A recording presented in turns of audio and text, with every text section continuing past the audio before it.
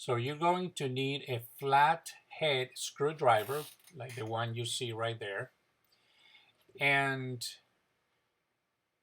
you are going to hold the crown, and the screwdriver, you will put that in the middle of those two legs that you can see right there.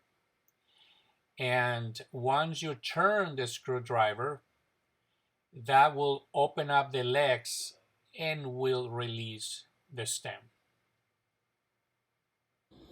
Now we are going to put it back in, and once you put it in,